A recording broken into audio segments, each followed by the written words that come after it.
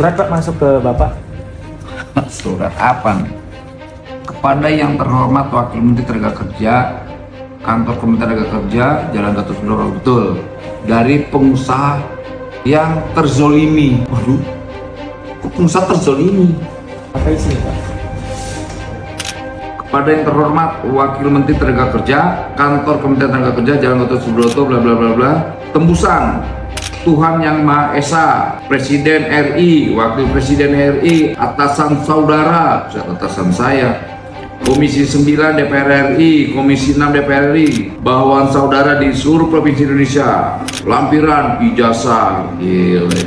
Dengan hormat bahwa atas konten-konten saudara dan kebijakan yang saudara lakukan telah mencederai dan melukai iklim investasi di Indonesia dalam membuka lapangan pekerjaan yang seharusnya saudara penuhi. Kaget juga kita mau begini nih pada tulisannya. Kita semua tahu bagaimana karakter sebagian besar SDM Indonesia. Apakah memiliki loyalitas dan dedikasi tinggi atau ini kok jadi lama-lama ini nih orang ini merendahkan. Saudara justru berkali-kali abuse of power. Wah, penyimpangan kekuasaan seolah-olah menjadi pihak pemerintah satu-satunya. Iya, kita ini negara, mewakili negara. Jadi ini surat ini aneh nih. Pemerintah bukan hanya diri seorang saudara saja, tetapi ada pihak-pihak lain yang memiliki kebijakan dan memberi keputusan yang lebih baik. Win-win solution, ya nggak masalah. Kita kan cuma ingin membina. Ini kenapa orang ini jadi nyolot-nyolot nih suratnya nih.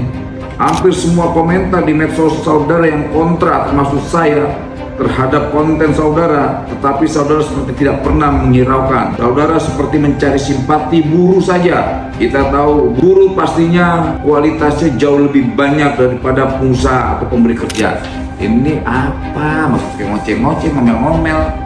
Tetapi tidakkah saudara tahu apa akibat dari konten saudara? Pengusaha akan takut dan malas membuka usaha. Gak ada kaitannya pengusaha dengan ijazah. Membuka lapangan pekerjaan akibat Kementerian Tenaga Kerja tidak dapat memberikan solusi. SDM Indonesia tidak akan mendapatkan pekerjaan dan training atau ilmu dari pengusaha. Dan ini justru memperburuk citra pemerintah terhadap pengusaha lokal maupun pengusaha asing. Saudara juga disindir di medsos perihal pasal 62 Undang-Undang Nomor 13 tentang Ketenagakerjaan. Pihak yang mengakhiri perjanjian kerja sebelum berakhirnya jangka waktu perjanjian wajib membayar ganti rugi kepada pihak lain sebesar upah atau gaji kerja dan sebagainya. Tapi sampai sekarang Kepala Dinas Provinsi setempat, saya maupun pihak saudara yang mengeluarkan undang-undang tersebut tidak berkenan mengganti kerugian di berita. Ini orang awur nih. Untuk itu, dalam surat ini kami menitipkan ijazah atau dokumen para karyawan zolim dan penipu. Apaan nih maksudnya? Jadi lucu ini, ada pengusaha yang dizolimin herat nih. Jadi dia bilang ya dia pengusaha yang dizolimin. Dia mulangin ijazah. Saya hanya terheran-heran aja. Dia sampaikan ke Komisi 9, Komisi 6, ke Presiden, ke Tuhan Yang Maha Esa, ke atasan saya, ke bawahan saya. Cuman bicara tentang konten-konten saya telah menjolimi dia. Saya nggak ngerti nih, perasaan saya tidak pernah menzolimi perusahaan atau pengusaha.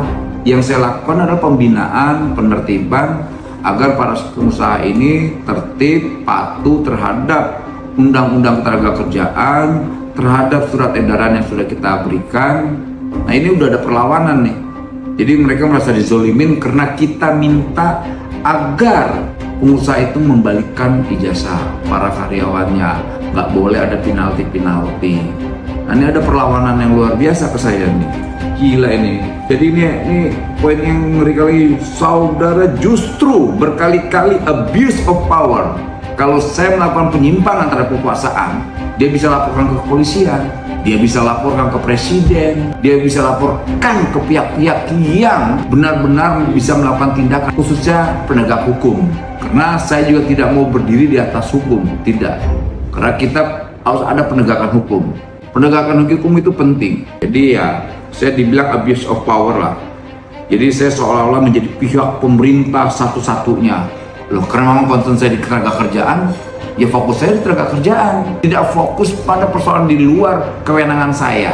Itu yang pasti dan poinnya. Gak mungkin saya melakukan tindakan di luar kewenangan saya sebagai Kementerian Tenaga Kerja. Jadi ya ini menurut saya lucu lah. Marah atas konten-konten saya. Loh, kok marah atas konten-konten saya? Kan tidak ada. Banyak perusahaan-perusahaan yang mengembalikan dengan ikhlas, senyum, enak, damai, tanpa harus terbebani. Berarti orang ini, pengusaha ini zolim. Saya yakinkan sekali lagi, pengusaha ini sangat zolim. Jadi dia mengembalikan ijazah, ada beberapa ijazah yang dipulangkan, suruh ke saya. Lucunya ngasih ke saya. Ini Jawa Timur nih, entah siapa nih Jawa Timur yang merasa dizolimin perusahaan. Nah ini ijazah-ijazahnya, nih kawan-kawan yang memiliki ijazah ini bisa ambil ke Kementerian Tenaga Kerja atau kalau nggak saya kirim kembali nih ke Jawa Timur. Saya nggak tahu siapa ini Jawa Timur di pengusahanya nih. Kira-kira kawan-kawan bisa nggak menjawab nih netizen nih, siapa nih ya pengusaha yang terzolimi ini? Karena saya nggak pernah ngezolimin pengusaha. Tidak, pertama, saya tidak meras. Kedua, saya tidak minta uang. Ketiga, saya tidak minta jabatan apapun, apalagi nitip anak, nitip pekerjaan, nggak ada. Jadi kalau ada pengusaha merasa dizolimin baru ini, gara-gara ijazah minta dipulangin terzolimin. Gila, ini silakan deh komen deh kawan-kawan. Jadi kita lihat pengusaha Jawa Timur yang merasa dizolimin, tinggal kita tracking nanti habis ini. Saya akan tracking siapa pengusaha yang dizolimin. Kalau merasa dizolimin laporin ke aparat penegak hukum. Gak susah kok. Ini negara hukum, bukan negara jagoan-jagoanan. Oke, terima kasih.